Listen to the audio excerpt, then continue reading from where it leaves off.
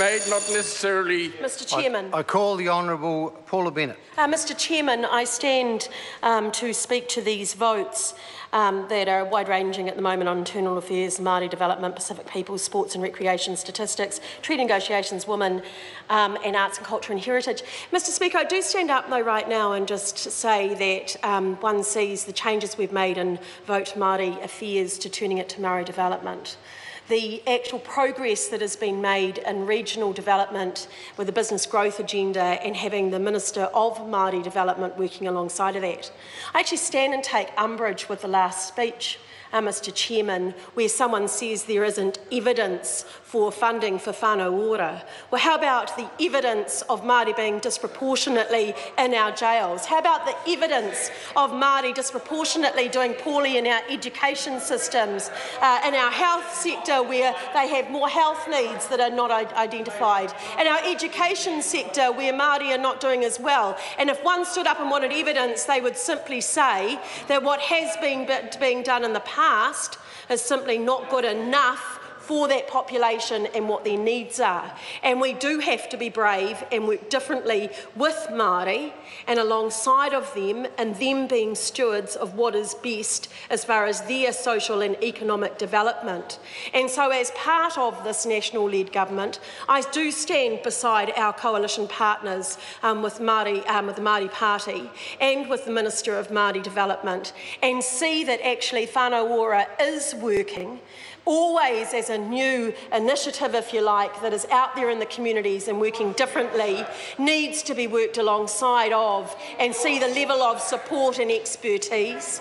But even today, if we're being negative, I'm the one that I read in the paper today that the nurses that are working in whānau ora are being paid less than those that are in others. And quite frankly, that is where we say they're not sitting there wasting money. They're actually in their communities, in those homes, working alongside with people to help them reach their aspirations and their goals. And unlike other members, I get alongside of those people in their communities, get alongside those whānau ora navigators. I hear the challenges that they have, and I certainly hear how hard the work is, and we acknowledge that. And so we will be putting more money in, and quite proudly to stand across those that are disadvantaged and more vulnerable and actually need more support, and in a different way than has been done in the past.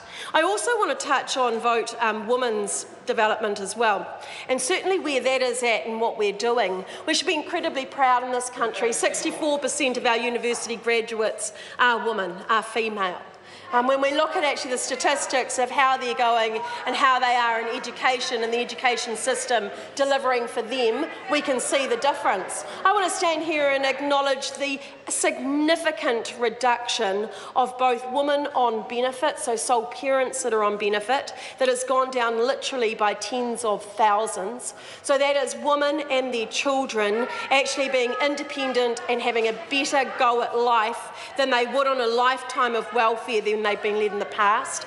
I want to acknowledge the huge reduction in both the number of teen pregnancies, and I say teen pregnancies on purpose because it's not just births to teens, but also we've seen a mass reduction in the abortion rate in this country as well. So unwanted pregnancies to our teens has dropped by over 40% in the last few years. And that is giving those girls, and hey, I'm the biggest components of babies and more of them, and a teen mum can be incredibly successful in life.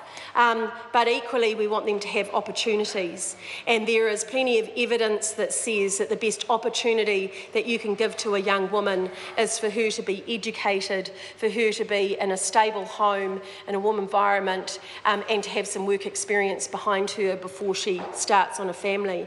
And so backing them in that, so I want them to have babies and I want them to have fantastic families and be full of aspiration, but if we can actually back them to be planning that that suits them and their home, then that's certainly that I stand proudly by. And you can see that actually the significance of the difference that that will make for them and their lives while they are still teens, but more importantly for when they do go on to be mums and the families that they raise. And I don't think we acknowledge that enough in this country as to the kind of family planning that's now going on, the differences that it's made in our health system for those girls, but more significantly, I think their education achievements that they're able to get through.